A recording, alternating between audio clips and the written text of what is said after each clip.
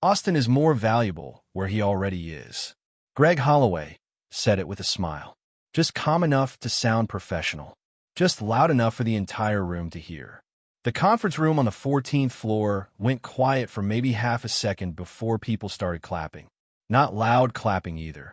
The uncomfortable kind. The kind people do when they already know the decision was made weeks ago. I still remember the exact time. 8:10 Monday morning. March 3rd. Chicago was covered in freezing rain outside those giant glass windows, and I was sitting there with a leather folder in my lap that had Regional Operations Director printed on the first page. Because for almost 3 years, Greg had been telling me the job was mine. My name is Austin Murphy. I was 47 years old that morning, and I had spent 17 years building the operational backbone of a logistics software company called Stratodyne Systems. 17 years. I helped build warehouse recovery systems across 12 states. I handled national retail accounts nobody else wanted. I fixed overnight outages at 2 in the morning while executives slept at home beside silent phones. And that morning, they handed my promotion to Ethan Pike. 31 years old. MBA. Perfect haircut. Expensive suits. One of those men who always sounded confident even when he had no idea what he was talking about. He had joined the company 11 months earlier. Greg leaned back near the front screen and nodded toward Ethan like he was introducing a future president. Ethan brings a modern leadership approach we believe aligns with the company's next phase. Modern leadership approach. I remember staring at the words on the slide behind him while my jaw locked so hard my head started hurting. Then Greg looked directly at me. But Austin operational knowledge is still critical to the organization. Frankly, he's too valuable in his current role to move right now. That sentence hit harder than the promotion itself, because suddenly everything made sense. Every delay, every vague promise, every next quarter. They never wanted to promote me. They wanted to keep me exactly where I was because nobody else knew how to keep the place running. Across the table, HR smiled politely like this was all perfectly normal. Ethan even stood up and reached out his hand toward me. I'm excited to learn from you, Austin. Learn from me. I shook his hand because I honestly didn't trust myself to speak. The room smelled like coffee and printer paper and expensive cologne. Somebody near the back started talking about transition planning while I just sat there hearing my pulse in my ears.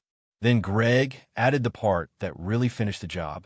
During the onboarding phase, Austin will report directly to Ethan to help with operational continuity.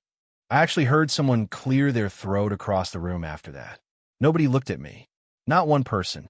17 years.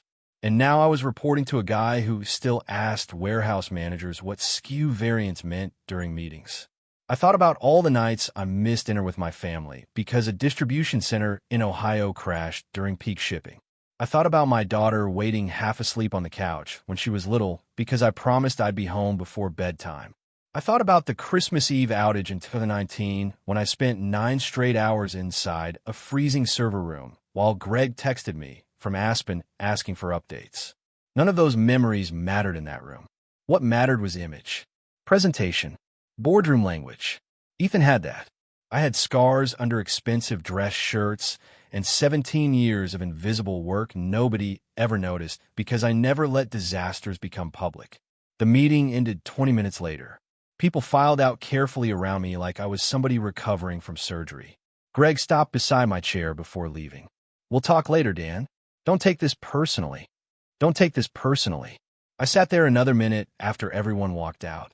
Then I grabbed my folder and went back to my office. The promotion packet was still inside.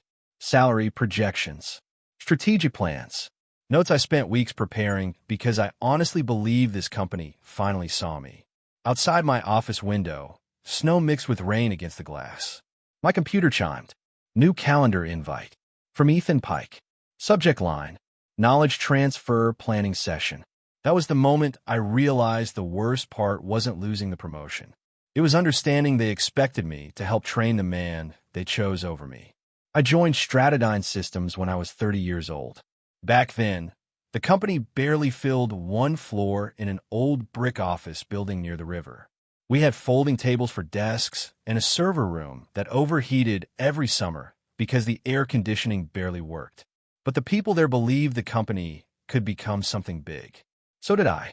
At the time, I had a newborn daughter at home, student debt, and a mortgage that scared the hell out of me every month. I wasn't looking for prestige. I was looking for stability. What I found instead was a company that slowly became my entire life. I started as an operations analyst. Nothing glamorous. Mostly warehouse support, inventory tracking, and disaster recovery planning for regional shipping centers. But I was good at it. Not because I was some genius. I just paid attention. I remembered systems, patterns, vendor habits, weak points inside processes nobody else cared enough to notice. And over time, people started calling me whenever things went wrong. Not Greg, not executives. Me. When a fulfillment center in Missouri lost synchronization during holiday shipping season, I fixed it.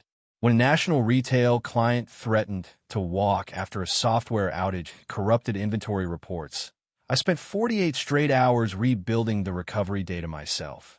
When storms shut down transportation lanes across 3 states, I rewrote dispatch flows overnight from my kitchen table while Claire slept upstairs beside our kids. That became my role inside the company. The fixer. The quiet guy who cleaned disasters up before leadership even understood how close things came to collapsing. And for a long time, I believed hard work mattered. Claire believed it too. My wife spent years watching me leave family dinners because my phone rang. She watched me answer emails at soccer games and miss birthdays because another warehouse went offline somewhere. But every time things got difficult, I told her the same thing. It'll be worth it eventually. The promotion became part of that promise. Regional Operations Director. Better salary. Better bonus structure. Executive stock participation. Enough money to help our oldest daughter start college without us drowning in loans. Enough breathing room to finally stop feeling like one emergency could wreck us financially. Greg knew all of that. That's the part that still bothers me. He knew. The first time he mentioned the director role was almost 3 years before that meeting. We were leaving a client dinner downtown after closing a massive retail contract worth almost $12 million annually. Greg put his hand on my shoulder outside the restaurant and said, "You keep performing like this, that director's seat is yours." The second time happened during yearly reviews. The third time was after I turned down another company offering me $40,000 more a year. I almost took that job. Claire wanted me to. Not because she hated Stratodyne. She just hated what the place was doing to me. But Greg sat in my office and convinced me to stay. "You're next in line, Dan. Don't throw away 17 years over timing." So I stayed. Then Ethan Pike arrived. You could feel the difference immediately. He came from consulting, expensive MBA, perfect presentations, smooth voice, always carrying one of those thin laptops executives love because they look important in meetings. Greg became obsessed with him almost instantly. Every meeting turned into Ethan presenting charts while people nodded like he was reinventing business itself. Meanwhile, the actual operations teams kept calling me behind the scenes because Ethan didn't understand how any of the systems actually worked. At first, I tried helping him. I really did. I explained warehouse recovery flows, vendor escalation paths, distribution timing during seasonal surges. He nodded constantly during conversations, but half the time I could tell he didn't fully understand what I was saying. What he did understand was visibility. And slowly, my work started becoming his presentations. Ideas I explained privately suddenly appeared on executive slides with Ethan's name attached to them. I noticed it. Everybody noticed it. But I stayed quiet because I honestly believed results would matter eventually. That illusion died during our first knowledge transfer meeting. Ethan sat across from me in a glass conference room with a legal pad and asked, "Can you explain how the regional failover process actually works?" Actually works. I stared at him for a second. Because the regional failover system was one of the biggest operational structures in the entire company. And the man they just promoted over me barely understood what it did. That was the first moment I realized something dangerous. Stratodyne depended on knowledge almost nobody else had. And most of that knowledge lived inside my head. The strange thing about being the person who keeps a company alive is that eventually people stop noticing you exist. That was the real problem at Stratodyne. Nothing ever exploded publicly because I never allowed it to. Executives walked into clean meetings with polished numbers and stable reports because somebody behind the curtain spent years holding broken systems together with experience, memory, and pure exhaustion. Most people thought our operational network ran automatically. It didn't. Not even close.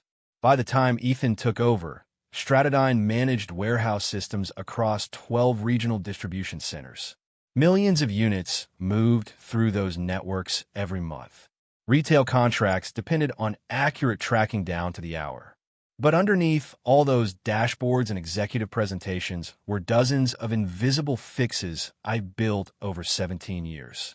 Manual recovery paths, vendor escalation shortcuts, emergency server routing procedures, backup shipment sequencing during weather shutdowns. None of it was fully documented because most of it only existed after years of crises. You cannot teach 17 years of survival in a PowerPoint. I learned that lesson the hard way.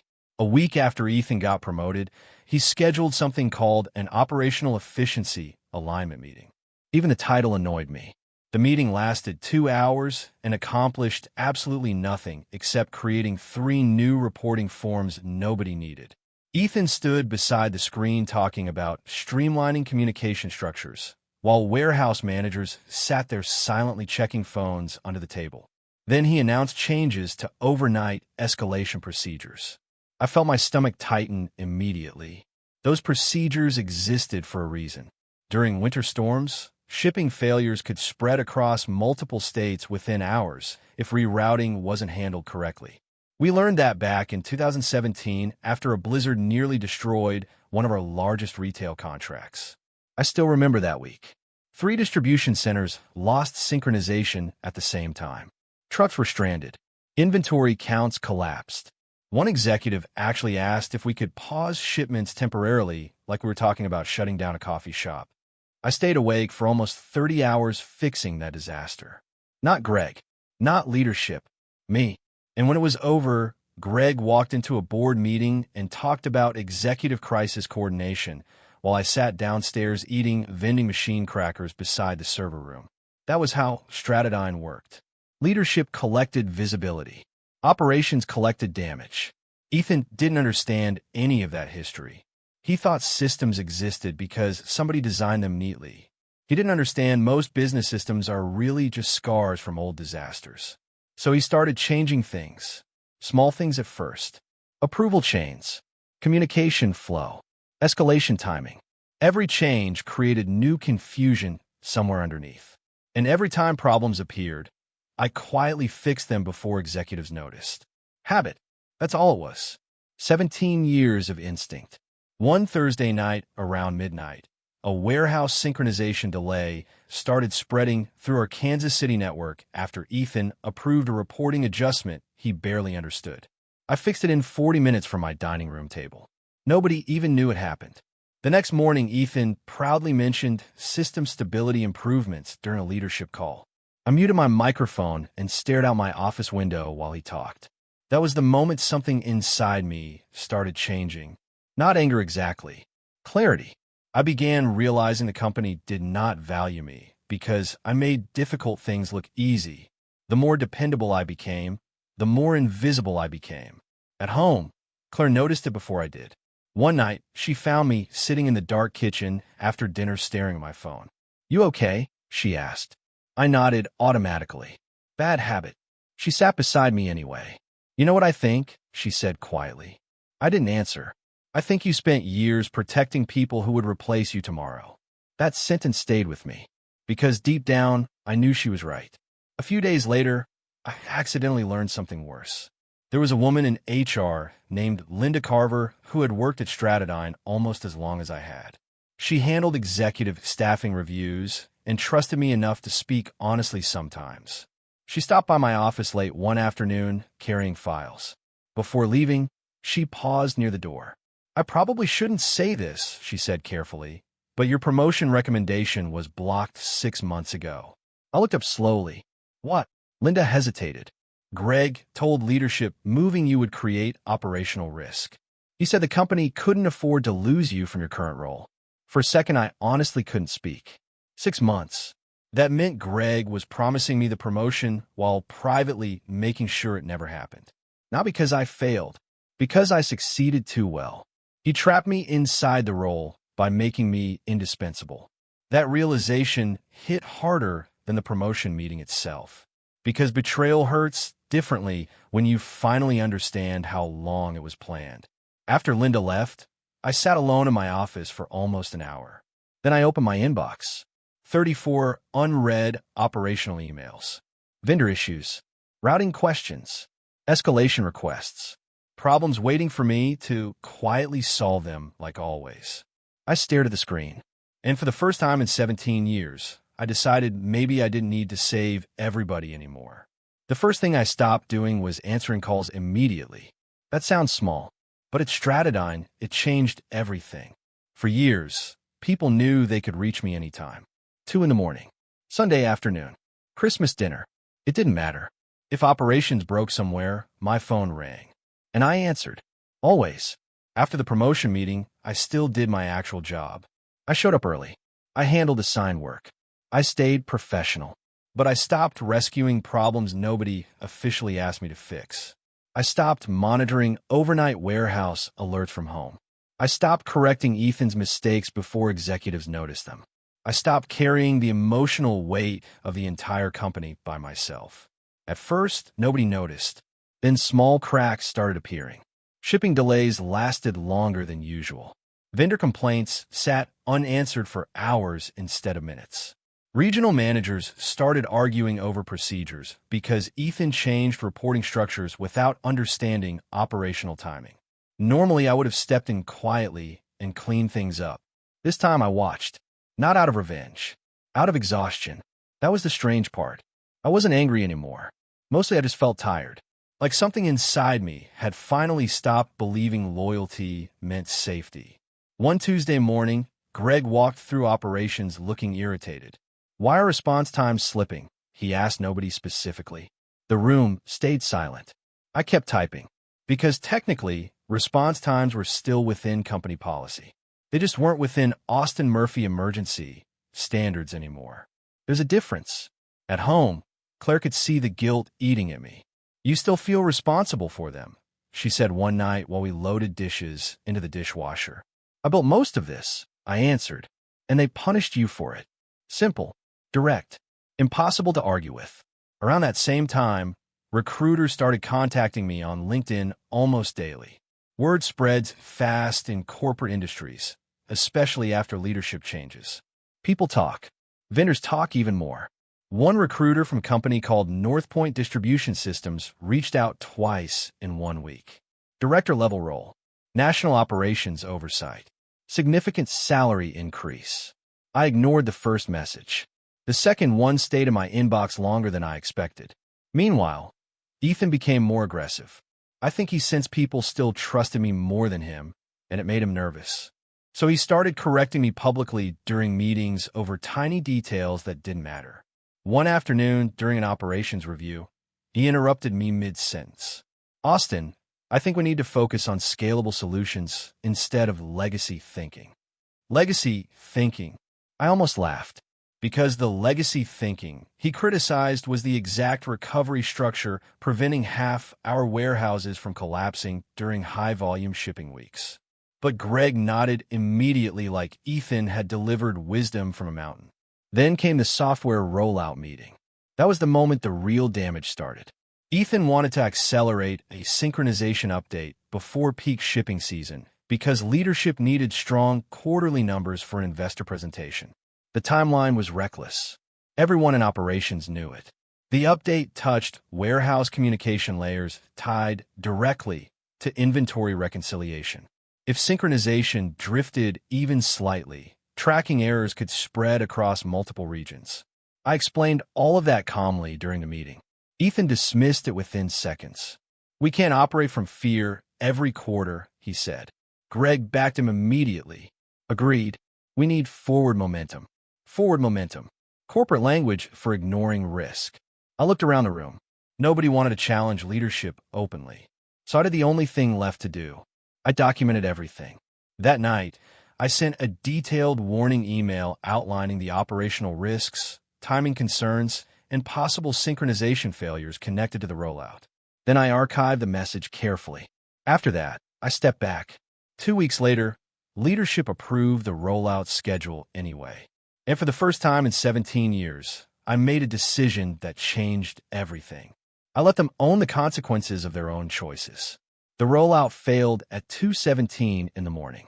I know the exact time because my phone started vibrating across the nightstand hard enough to wake both me and Claire. At first, I ignored it. That had never happened before. For 17 years, if Stratodyne called in the middle of the night, I answered before the second ring. Doesn't matter if I was sick, exhausted, or halfway through dinner with my family. This time I stared at the ceiling while the phone buzzed again. Then again. Then again. Claire rolled over slowly beside me. You gonna get that? I looked at the screen, glowing in the dark. 6 missed calls already. 3 from operations managers. 2 from Ethan. 1 for Greg. I sat up carefully and walked downstairs into the kitchen while the phone kept vibrating in my hand like something alive. Outside, freezing rain hit the windows in steady waves. The house was dark except for the light over the stove. I poured coffee before checking voicemail. That alone tells you how much had changed inside me. The first message came from Kansas City operations. Austin, we've got inventory duplication across 2 warehouse zones. Orders are splitting during synchronization. Second message. Tracking IDs are disappearing after shipment confirmation. Third message. Regional inventory numbers aren't matching physical scans. I close my eyes. Synchronization drift. Exactly what I warned them about. My phone rang again. Greg. I let it go to voicemail. Then Ethan called immediately after. I ignored that one too. Not because I wanted revenge. Because for the first time in my adult life, I refused to destroy myself protecting executives from consequences they chose willingly. By 4:30 a.m., the situation was spreading. Warehouse systems across multiple regions were no longer communicating correctly. Orders duplicated inside routing queues. Shipment confirmations vanished after processing. Inventory reports started drifting farther apart every hour. And the worst part?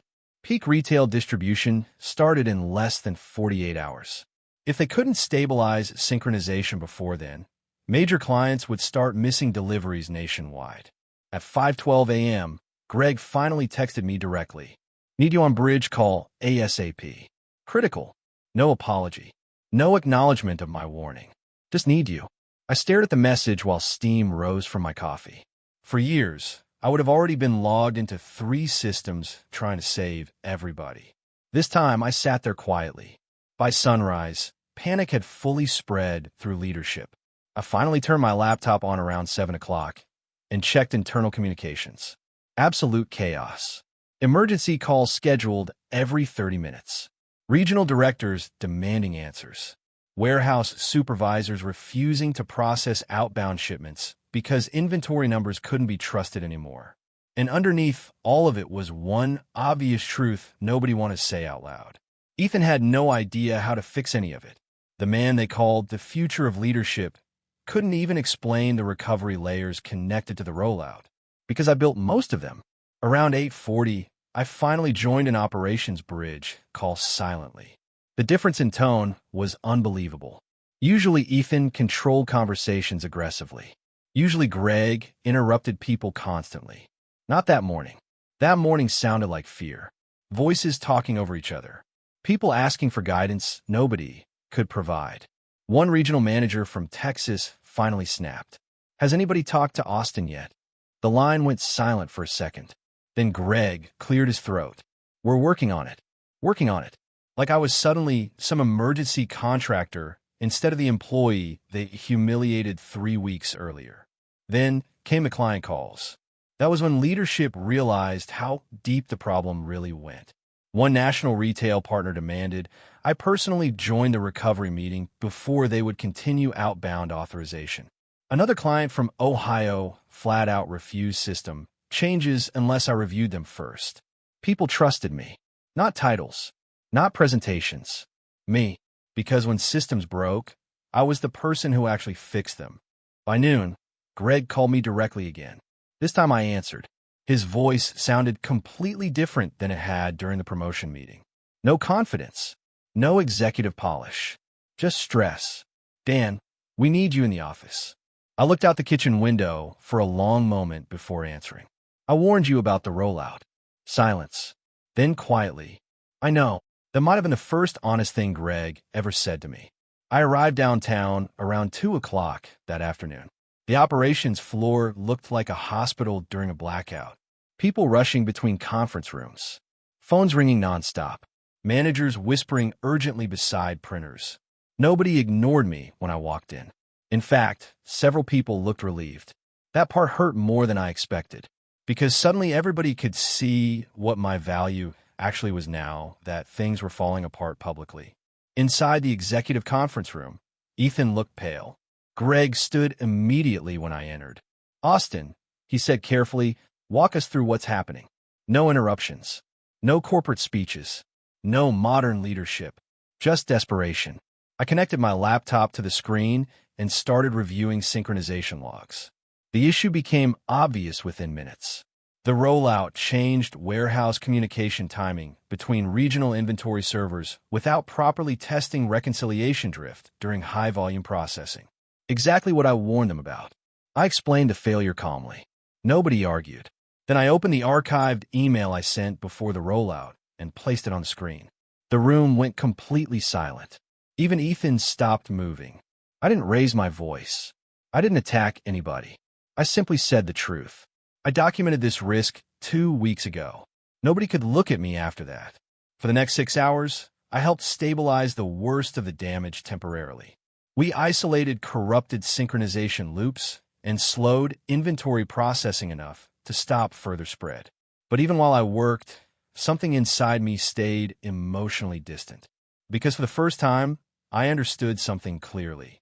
Stratodyne needed me more than ever, and I was already halfway gone. 3 days after the rollout disaster, NorthPoint Distribution Systems called me directly. Not a recruiter this time. Their CEO. His name was Richard Vance. I was sitting alone in my office, finishing recovery reports when my phone rang. Austin Murphy? Yes. This is Richard Vance from NorthPoint.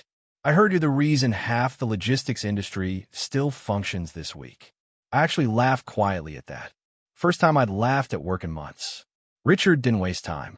He explained that several former clients I'd worked with over the years recommended me personally after hearing about the rollout situation at Stratodyne. That mattered more than any resume.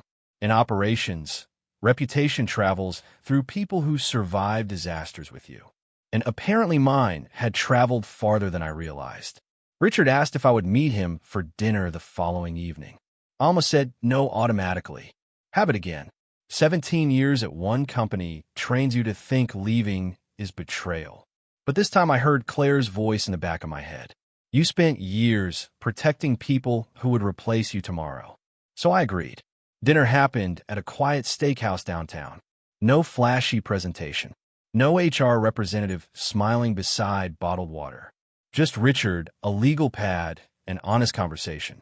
He asked detailed questions about operational recovery, warehouse scaling, vendor coordination, and disaster planning.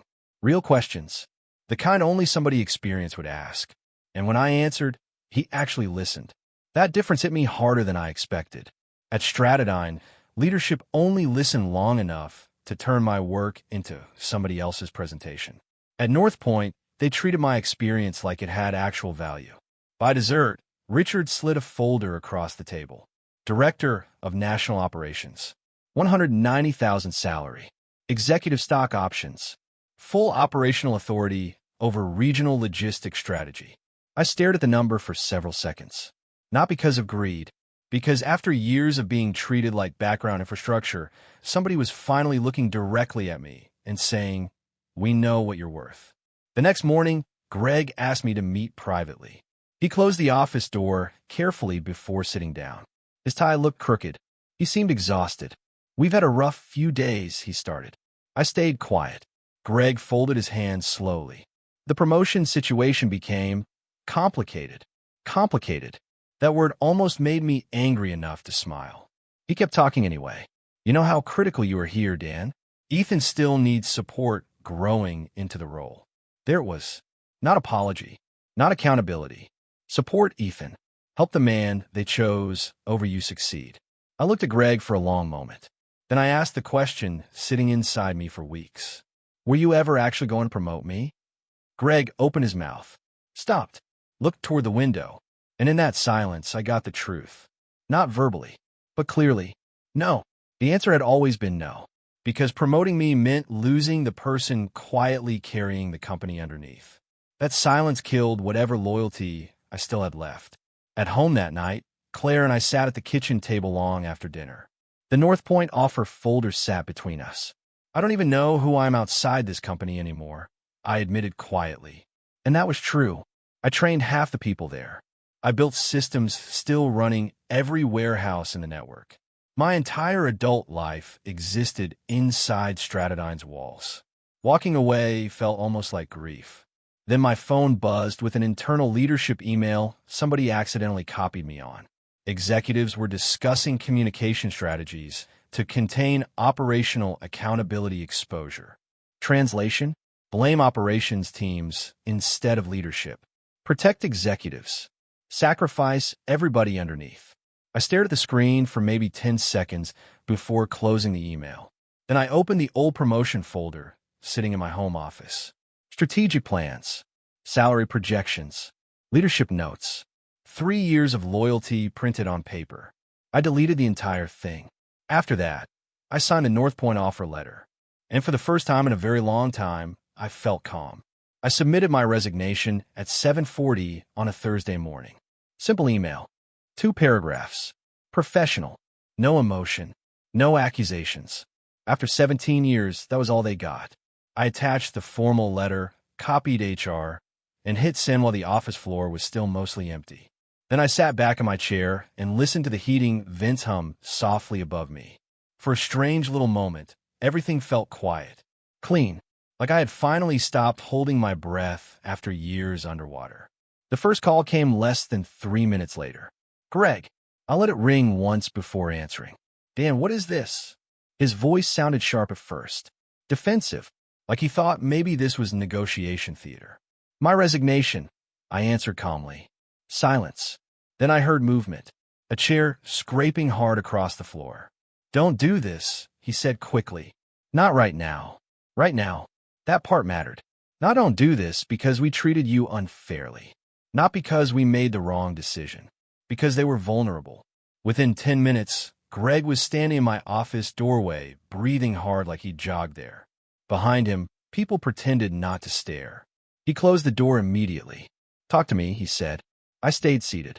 Greg started moving fast after that. Too fast. Retention bonus. Expanded compensation. Special advisory structure. Future promotion discussions. The same company that spent years explaining why they couldn't move me suddenly discovered unlimited flexibility the second I walked away. Funny how that works. Then HR joined the meeting. A woman named Karen, who barely spoke to me for most of my career, suddenly wanted to revisit leadership pathways and organizational alignment opportunities. Corporate language always sounds ridiculous once you stop fearing it. I listened quietly while they talked. Greg even said this. We know how important you are to the company. That sentence almost hurt worse than the betrayal. Because if they knew my value all along, then everything else had been intentional. Every delay, every promise, every excuse. Across the room, Ethan sat silently near the corner of the table, looking like somebody attending his own trial. For the first time since his promotion, he wasn't speaking in polished executive phrases. He finally understood something terrifying. The systems underneath Stratodyne trusted me more than him. The people trusted me more than him too. I looked at Greg carefully. This isn't about money anymore. And it wasn't. That was the strange part. 3 weeks earlier, I would have accepted almost any explanation just to finally feel recognized. Now none of it mattered, because trust had already died. Greg leaned forward. We can fix this. No, I said quietly. You can't. The room went still after that. Not angry stillness. Defeated stillness. Like everybody finally realized the decision had already happened long before that meeting started. Word spread through the building within hours. People started stopping by my office one at a time.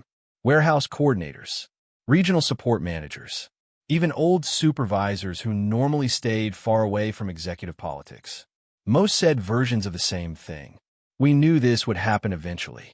One manager named Carlos stood in my doorway, shaking his head slowly. You carried this place longer than anybody knows. That one stayed with me. Because he was right. Most people never saw the work directly. They only noticed the absence once I stopped doing it.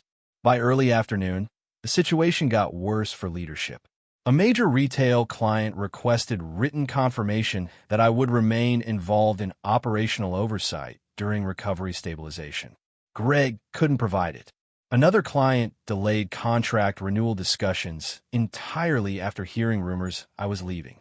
Then the board started asking questions. Real questions. Why was a critical operations leader overlooked? Why was institutional knowledge concentrated in one employee? Why were documented rollout warnings ignored? Suddenly, leadership wanted accountability meetings. Funny timing. Around 6:30 that evening, most of the office finally emptied out. I stayed behind alone, packing my office slowly into 2 cardboard boxes. 17 years reduced to framed photos, notebooks, stress balls from conferences, and old employee badges. Outside the windows, Chicago glowed cold and gray beneath early evening rain. I found a picture of Claire and the kids from years earlier tucked inside a desk drawer. My son's still missing his front teeth. My daughter may be 10 years old. I stared at it longer than I expected, because somewhere along the line, I gave this company pieces of my life I could never get back. That realization didn't make me angry anymore. Just honest. Before leaving, I stood quietly in the doorway of my office one final time. The room looked smaller than I remembered, maybe because it no longer owned me. I shut off the lights, picked up the boxes, and walked away without looking back that day. 6 months after leaving Stratodyne, I stood inside a national logistics conference in Denver wearing the exact title they told me I wasn't ready for. Director of National Operations. NorthPoint Distribution Systems. Turns out I was qualified after all. Funny how quickly the truth changes depending on who finally values you. NorthPoint felt different from the beginning. Not perfect. No company is. But for the first time in years, I worked in an environment where experience mattered more than presentation theater. When problems happened, leadership wanted solutions instead of political cover. When I spoke during meetings, people listened because they respected the work behind the words. Not because of titles. Not because of image. Because I'd actually done the job. The change affected my life faster than I expected. I slept better. My blood pressure dropped. Claire stopped looking at me like she was waiting for another emergency phone call to ruin dinner. Our daughter started college that fall without the constant fear of financial disaster hanging over us. One evening, she hugged me in the kitchen and said, "You seem happier now." That hit me hard, because I didn't realize how visibly exhausted I had become until my family finally saw me recover. Meanwhile, Stratodyne kept unraveling quietly. Not dramatic collapse. Real collapse. The slow corporate kind. Clients reduced contracts after repeated operational instability. Internal recovery costs exploded. Employee turnover increased across regional operations teams. And Ethan? He resigned 4 months after I left. Officially, it was framed as a leadership transition. Unofficially, he drowned. Not because he was evil, not even because he was stupid, because leadership promoted image over competence and expected presentation skills to replace experience. That never works forever. Greg survived longer, but not comfortably. Board reviews exposed the ignored rollout warnings and questioned why critical operational knowledge depended so heavily on one employee. Me. The same employee Greg spent years refusing to promote because losing me from operations felt too risky. In the end, that decision cost them far more than the promotion ever would have. But the strange thing is this. I never felt victorious watching them struggle. Not really. I didn't need revenge anymore. Reality handled that part on its own once I stopped protecting people from the consequences of their decisions. That's something most companies never understand. The quiet employee carrying impossible weight usually looks replaceable right up until the moment he finally stops carrying it. At the conference in Denver, I ran into 2 former Stratodyne coworkers near the hotel bar. One of them laughed softly after seeing my badge. About time somebody gave you the title. The other shook his head. Morale collapsed after you left, he admitted. People realized leadership rewarded politics more than competence. We talked for maybe 20 minutes before they headed upstairs. As I stood there alone afterward, I looked out through the giant hotel windows at snow falling across downtown Denver. And for the first time in years, I felt completely calm.